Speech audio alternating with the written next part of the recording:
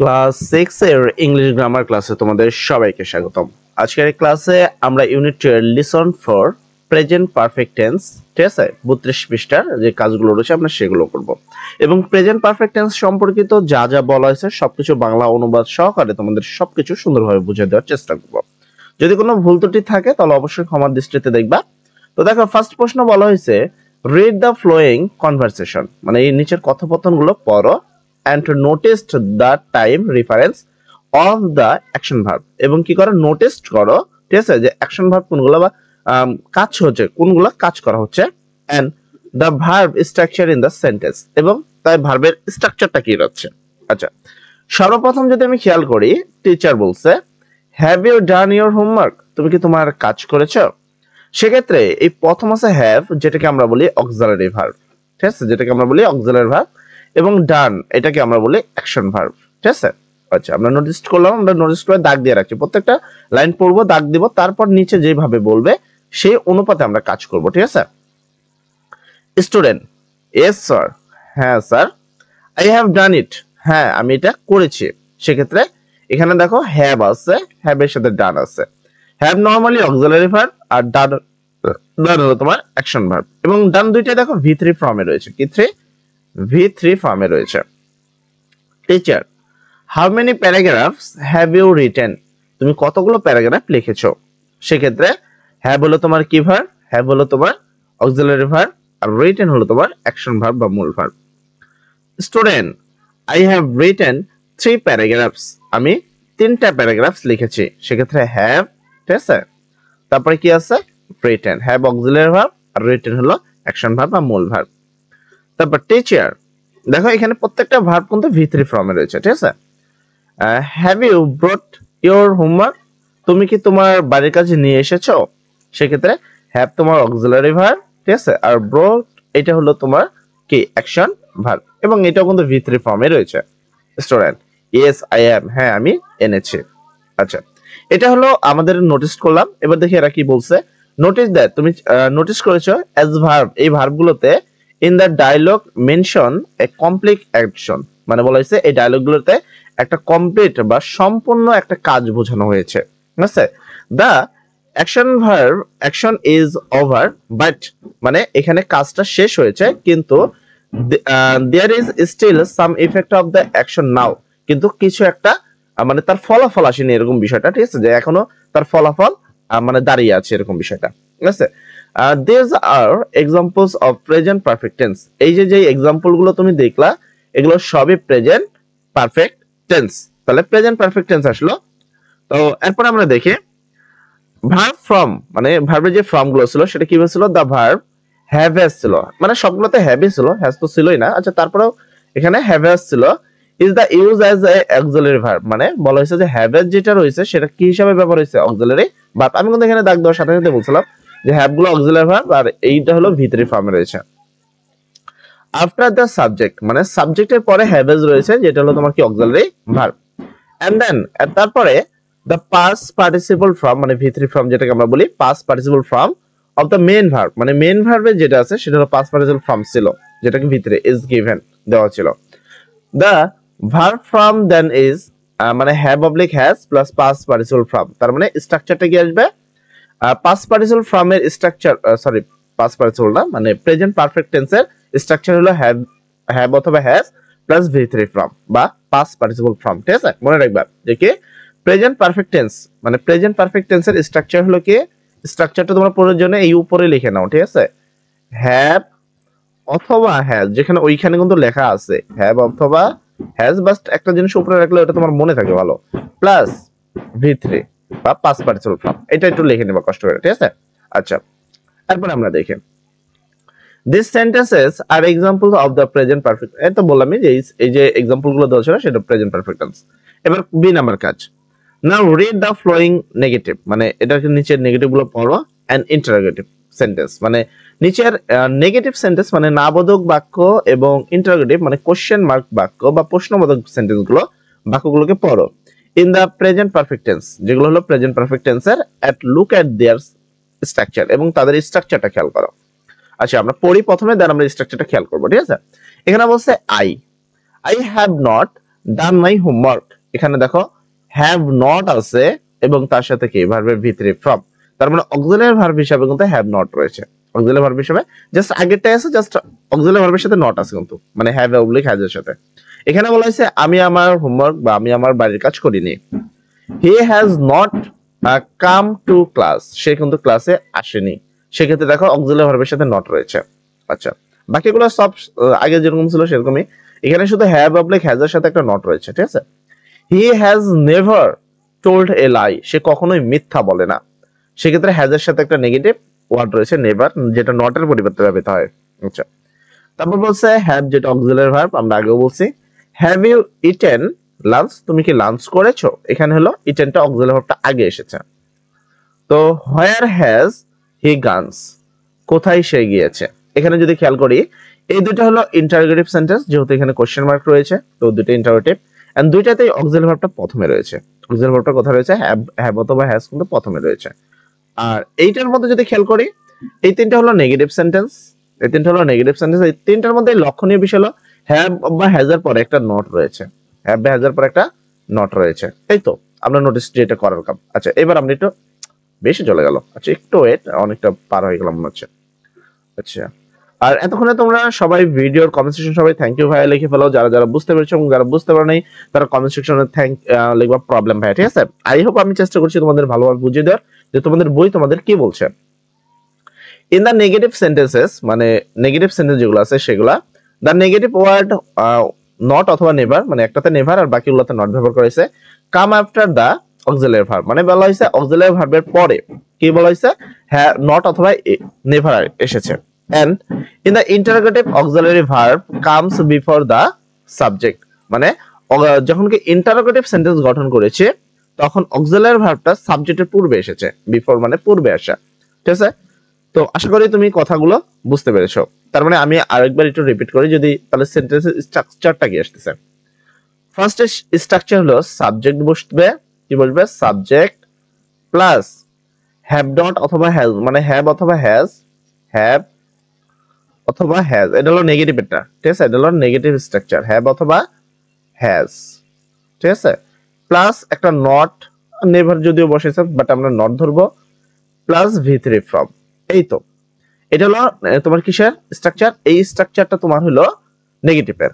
এবার আসি যদি আমি ইন্টারোগেটিভ স্ট্রাকচার করি, তাহলে প্রথমে হলো হ্যাভ ভার্ব, যেটা মানে হ্যাভ অথবা হ্যাজ, জাস্ট হ্যাভ অথবা হ্যাজ, ঠিক আছে। দেন লেখার পরে লেখা হয়েছে সাবজেক্ট প্লাস আদার্স অংশ, মানে ভি3 অংশ, এটা হলো তোমার ইন্টারোগেটিভের স্ট্রাকচার আর এটা তোমার নেগেটিভের স্ট্রাকচার, ঠিক আছে। আশা করি তুমি বিষয়টা ক্লিয়ারলি বুঝতে পারছো।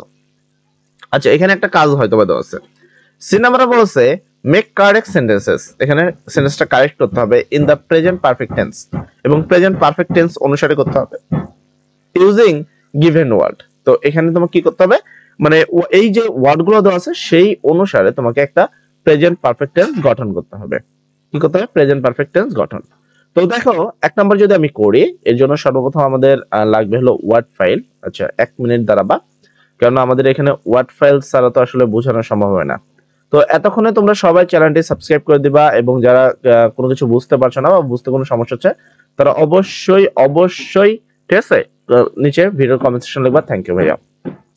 আমরা এখানে ওয়ার্ড ফাইল নিয়ে আসছি, কেননা ওয়ার্ড ফাইল না নিয়ে আসলে তুমি এখানে জাস্ট অ্যাকুরেটলি বুঝতে পারবা না যে এখানে উত্তরটা কি হবে। তো আমরা কোন টেন্সের কাজ করছি, প্রেজেন্ট পারফেক্ট টেন্স, তাই তো, প্রেজেন্ট পারফেক্ট, আচ্ছা পারফেক্ট টেন্স, প্রেজেন্ট পারফেক্ট টেন্সের আমরা কাজ করছি। দেন আমরা এটাকে মিডলে দিয়ে দিব। দেখো আমরা চেষ্টা করছি যে তোমাদের লাইভে সব দেখানো, ঠিক আছে, কোনো যেন প্রবলেম না হয়, না ভাই এই হইছে হইছে কোনো কিছু না। আচ্ছা, এই হইলো। আচ্ছা, এবার আসি আমাদের ফার্স্ট প্রশ্নে করা হয়েছিল উই স্টার্ট আওয়ার জার্নি, আমাদের স্ট্রাকচারটা কি ছিল প্রেজেন্ট পারফেক্টের, আমাকে সর্বপ্রথম স্ট্রাকচারটা বুঝতে হবে। আমাদের স্ট্রাকচারটা ছিল হলো সাবজেক্ট প্লাস, আমাদের কি তৈরি করতে হবে, present perfect tense, subject plus have অথবা হ্যাজ, এরকম বিষয়টা ছিল। যে সাবজেক্ট আমি জাস্ট এখানেই দেখা দিচ্ছে, আমাদের প্রেজেন্ট পারফেক্টের যে স্ট্রাকচারটা সেই স্ট্রাকচারটা এসটিইউ স্ট্রাকচার, ঠিক আছে। তো স্ট্রাকচারটা আমাদের কি ছিল, প্রথমে ছিল সাবজেক্ট, ঠিক আছে, তারপর হলো প্লাস, আচ্ছা সাবজেক্ট প্লাস, এখানে তোমাকে অথবা হ্যাভ অথবা একটা হ্যাজ লিখতে হবে, যে কোনো একটা লিখতে হবে, হ্যাভ অথবা হ্যাজ। তো লিখলাম প্লাস কি V3 ফর্ম বা পাস্ট পার্টিসিপল ফর্ম যেটাকে আমরা বলি পাস্ট পার্টিসিপল, আচ্ছা লিখে ফেলাইছি পার্টিসিপল, আচ্ছা participle past participle form plus, ঠিক আছে, অবজেক্ট প্লাস কে অবজেক্ট। এবার এই স্ট্রাকচার অনুসারে কি করব আমরা, এই স্ট্রাকচার অনুসারে তোমার কি গঠন করব। আচ্ছা ফার্স্ট উদাহরণ যদি প্রথমটা এসে আমি এখানে একটা দিয়ে দিলাম, এখানে আমাদেরকে সাবজেক্ট দেখো উই আছে, তো আমরা এখানে সাবজেক্ট হিসাবে কি বসাবো উই, তাহলে বসালাম উই। দেন আমাকে বসাতে হবে হ্যাভ অথবা হ্যাজ, কি বসাতে হবে হ্যাভ অথবা হ্যাজ। এবার অবশ্যই উই একটা কি সিঙ্গুলার তো না, থার্ড পারসন সিঙ্গুলার হলে হ্যাজ আর না হলে বসবে হ্যাভ, তাহলে হ্যাভ উই হ্যাভ, ঠিক আছে। এর পরবর্তীতে কি উই হ্যাভ, তারপরে কি ভার্ব আছে স্টার, তো অবশ্যই ভার্বের সে কি পাস্ট পার্টিসিপল লাগবে, মানে V3 ফর্ম স্টারের সাথে ইডি।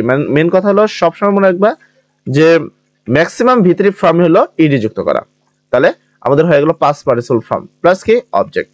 আচ্ছা অবজেক্টটা কি আছে আমরা একটু খেয়াল করি, অবজেক্ট আছে আওয়ার জার্নি, কি আছে আওয়ার জার্নি, তাহলে এখানে লিখবো আওয়ার জার্নি, এখানে এক মিনিট, আচ্ছা J O U R journey, ঠিক আছে। তো এক নাম্বারটা আমাদের কমপ্লিট হয়ে গেল, তোমরা এটা তোমাদের খাতায় লিখে ফেলবা, ঠিক আছে। যদি কোনো প্রবলেম হয় অবশ্যই বলবা, আমি চেষ্টা করছি একবার লাইভলি দেখাতে, পুরো লাইভ তোমাকে দেখাচ্ছি যেন কোনো প্রবলেম তোমার না হয় বা তোমার কোনো কিছু প্রবলেম ফেস না করতে হয়, ঠিক আছে। আচ্ছা তারপরে 2 নাম্বার বলছে কি দেখো রিবা বলছে, তো আমি এখানে রিবাকে নিয়ে আসবো আগে, তো রিবা, ঠিক আছে রিবা। তারপর তোমাকে কি বসাতে হবে হ্যাভ অথবা হ্যাজ, তো নরমালি হ্যাজ বসাবো আমরা এখানে, কারণ রিবা একজন নাম আর যে কোনো নাম হলো থার্ড পারসন সিঙ্গুলার নাম্বার। দেন আমাদের পাস্ট পার্টিসিপল ফর্ম বসাতে হবে, এন্ড পাস্ট পার্টিসিপল ফর্ম কোনটা, এখানে ওয়াশ আছে, জাস্ট এর সাথে ইডি যুক্ত করে দিবা, কেননা নিয়ম হলো তোমার যেইটাই থাকুক না কেন তার সাথে তুমি ইডি করবা, এমনি পাস্ট পার্টিসিপল ফর্ম হবে, শুধু 5% হয়তো বা আলাদা। প্লাস কি হার ক্লোজ, তো এখানে হার ক্লোজ এটা লিখে দিব, হার, বুঝতে কোনো সমস্যা হলে কমেন্ট সেকশন রয়েছে তোমাদের জন্য, ঠিক আছে। ক্লোজ, আচ্ছা ক্লোজ খেয়াল করিনি, আচ্ছা ক্লোজ হলো CLOT, আচ্ছা CLOTHES ক্লোজ, ঠিক আছে। তো এটা হলো আমাদের 2 নম্বর প্রশ্নের উত্তর। তারপরে আসি আমরা 3 নম্বর প্রশ্নে। আমি আবারও বলছি যদি তোমার কোনো সমস্যায় বিন্দুমাত্র বুঝতে কোনো সমস্যায় কমেন্ট সেকশন রয়েছে তুমি সেখান থেকে জিজ্ঞাসা করবে। তারপর 3 number, they both a new car, সেক্ষেত্রে আমরা এখানেও করব দে আছে, প্রথমে আমরা দে লিখবো, দে এক মিনিট দে, ঠিক আছে। এখানে প্রথমে আমার কি হ্যাভ অথবা হ্যাজ বসাতে হবে, তো এখানে হ্যাভ, এখানে বসবে হলো হ্যাভ ভার্ব, কেননা দে হলো প্লুরাল ফর্ম, একমাত্র থার্ড পারসন সিঙ্গুলারের ক্ষেত্রে হ্যাজ বসে, বাকি সব ক্ষেত্রে হ্যাভ বসে। দেন V3 ফর্ম বা পাস্ট পার্টিসিপল ফর্ম যেটা আছে, পাস্ট পার্টিসিপল কোনটার, আমার এখানে লাগবে বাই, বাই এর পাস্ট পার্টিসিপল ফর্ম সবাই জানো আশা করি, সেটা হলো বট, ঠিক আছে, BOUGHT বট, ঠিক আছে। তো এটা হলো তোমার বাই এর পাস্ট পার্টিসিপল ফর্ম। তারপর হলো নিউ কার, এ নিউ কার, তো এখানে আমরা লিখবো এ নিউ কার, নিউ কার, হয়েছে। দেন এটা কমপ্লিট। তো এরপরেরটা এসে আচ্ছা এক মিনিট, এরপরে হলো সে লার্ন দা লিসন, তো সে আছে প্রথমে সাবজেক্ট, আমি এখানে সে লিখবো, সাবজেক্ট হিসেবে লিখবো, কোথায় গেল, আচ্ছা এক মিনিট কোথায় লিখতেছি, তারপরে এখানে আমরা লিখবো সে, তো অবশ্যই তোমাকে সাবজেক্টের পর লিখতে হবে হ্যাজ বা হ্যাভ, তো এখানে যেহেতু সে একটা থার্ড পারসন সিঙ্গুলার তাই হ্যাজ। দেন আমাকে এখানে করতে হবে পাস্ট পার্টিসিপল ফর্ম, তো অবশ্যই ভার্বের পাস্ট পার্টিসিপল ফর্ম, সেক্ষেত্রে ভার্বটা আছে কি লার্ন, তো জাস্ট এর সাথে একটা টি লাগে, যতদূর আমার জানা আছে লার্ন, LEARN লার্ন, ঠিক আছে। তো এটা হলো তার পাস্ট পার্টিসিপল ফর্ম। তারপর হলো তোমার কি দা লিসন, তো আমি অবজেক্ট হিসাবে লিখে দেবো, মানে V3 ফর্ম লিখলাম দেন অবজেক্ট, তো এখানে সি উঠছে তাই তো আমি বলি যে কোথায় উঠছে এটা, আচ্ছা এখানে হলো তার কি লিসন, হার কি ছিল অবজেক্টে একটু খেয়াল করবে, ঠিক আছে। দা লিসন অবজেক্ট ছিল দা লিসন, তাহলে হলো দা লিসন, আচ্ছা দা লিসন। দেন হলো পরেরটা, দেখো আমরা তোমাদের কোনো সমস্যা হলে, আমি বারবার বলছি কোনো সমস্যা হলে কমেন্ট সেকশনে বলবা। 5 নাম্বার বলছে he not come home from school, তো এখানে নট আছে, তো নেগেটিভ যদি কোনো সেন্টেন্স গঠন করতে হয় তাহলে তার স্ট্রাকচারটা কি আমার এটা জানতে হবে। দেন এই স্ট্রাকচারটাকে আমি এখানে জাস্ট আরেকবার লিখবো, এই স্ট্রাকচারটা, এখানে এই স্ট্রাকচারটা নিয়ে এখানে সরি এখান থেকে কপি করব, আর এখানে আমরা সেই স্ট্রাকচারটাই বসাই দিব। এটা কিসের স্ট্রাকচার, এটা হলো নেগেটিভের স্ট্রাকচার, এটা কি এক মিনিট এখানে আমি নেগেটিভ লিখে দিচ্ছি, তোমরা একটু কষ্ট করে সবাই খাতা খুলে লিখবা, ঠিক আছে, আমি যেভাবে লিখছি সেভাবে লেখো, নেগেটিভ স্ট্রাকচার। তো নেগেটিভ স্ট্রাকচারটা কি ছিল, কিচ্ছু না, জাস্ট এখানে একটা প্লাস হবে আর এখানে একটা নট হবে, জাস্ট এনাফ। এইটা হলো তোমার নেগেটিভের স্ট্রাকচার ছিল। তো এবার আমরা এই অনুসারে কাজ করব। এটা আমাদের কিসের স্ট্রাকচার? এটা আমাদের নেগেটিভের স্ট্রাকচার। তো এখানে এরা বলছে প্রথমে বসাতে সি, মানে হি।